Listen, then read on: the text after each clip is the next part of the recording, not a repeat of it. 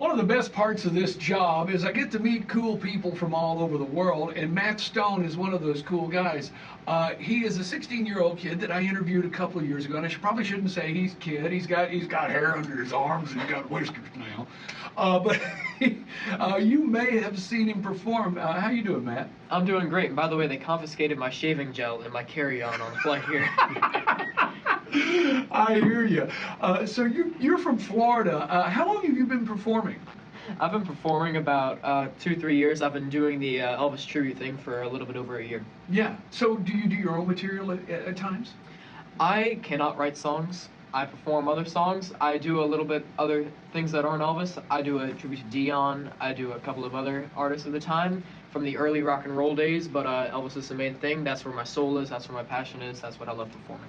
Do you ever think you will move into doing just Matt Stone music, or find some people to write with or help you? It depends. It really just depends where the road takes me. If that opportunity comes up, then I'd be very glad to do it. But as long as I'm performing the songs that I want to sing, that's all that matters. You're 16. I want to know how you ended up here.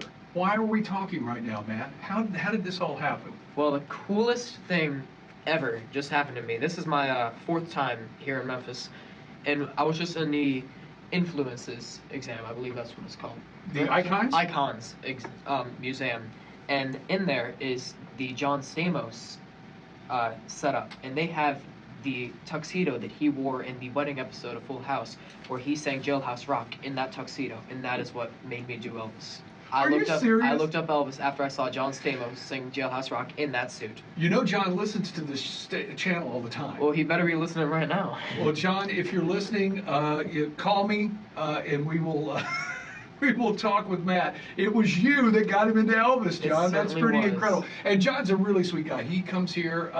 He lit the Christmas tree for us. It's the voice of Graceland. Yeah, he absolutely is. He's just a really cool guy. And his version of Dennis Wilson's Forever is, yeah, I mean, that's one of the most beautiful Dennis Wilson songs ever, but John does a great version. I love that so much. I've been looking to try to find a backing track for that song anywhere, everywhere, and I cannot find one because I want to add his version to my set, and I just can't find it. I'm sure John can help you with that. Yeah, John, please send me the instrumental tracks. I'd really appreciate it. So you got a cool dad. You and your dad do a lot of traveling together? Yeah, I do. Cool dads are awesome, man. Unfortunately, my dad is no longer with us, but I had a real cool dad too, and he's the one that got me into music. So how much of an influence was your dad on your musical journey? Well, my dad is my everything. He takes me everywhere.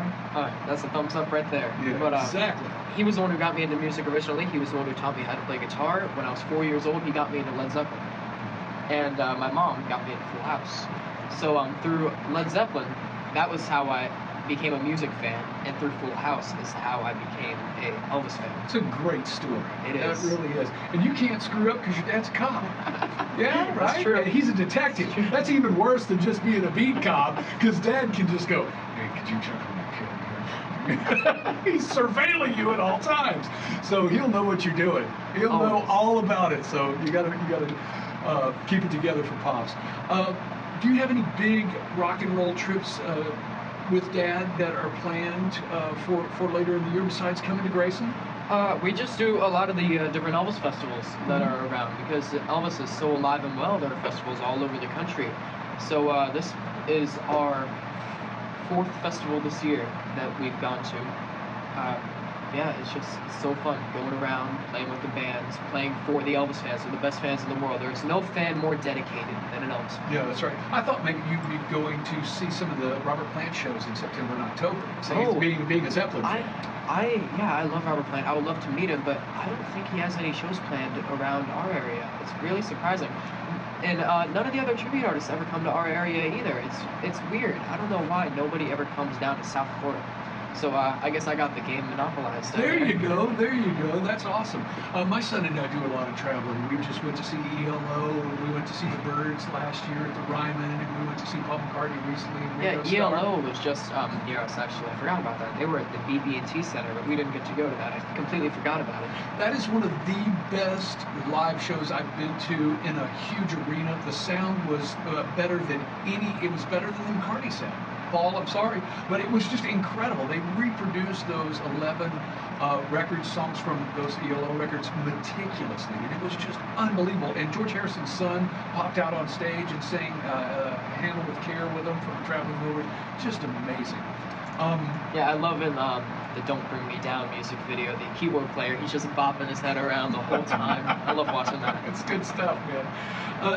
You paid for this trip yourself. Oh, yes, Let's talk about that. That's pretty awesome. A 16-year-old footing the old bill and not going, Dad, get your wallet out and it's time to go. I want to hear all about it. Yeah, well, it really is an honor to be able to provide what I want to do for myself. A lot of other kids have to stick their hand out, and their parents have to pull the wallet out with a very upset face. But I just say, I guess I make my money during my shows. I can afford it. Let's go. That's incredible. That's great. You know. Yeah. All asks for the time, and my dad never has a problem giving time. Much respect to you for doing that, and it's great to see guys that want to be dads, because that's my favorite gig. I have done nothing better on this planet than be a dad. That's a great thing to do. It is amazing. Well, you said that American Trilogy was probably your favorite Elvis song. Why is that? What does that song say to a 16-year-old man from Florida? Well, I love America. I love the country. And, of course, Elvis Presley was one of the greatest patriots of his time. In the peak of his success, he's drafted into the military, and he goes willingly without any special treatment. He loved the country so much that he put so much passion and soul behind that song.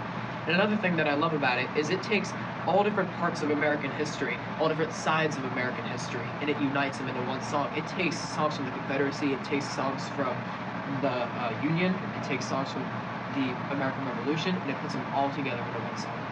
Yeah, you know, Elvis was one of those guys that didn't see color.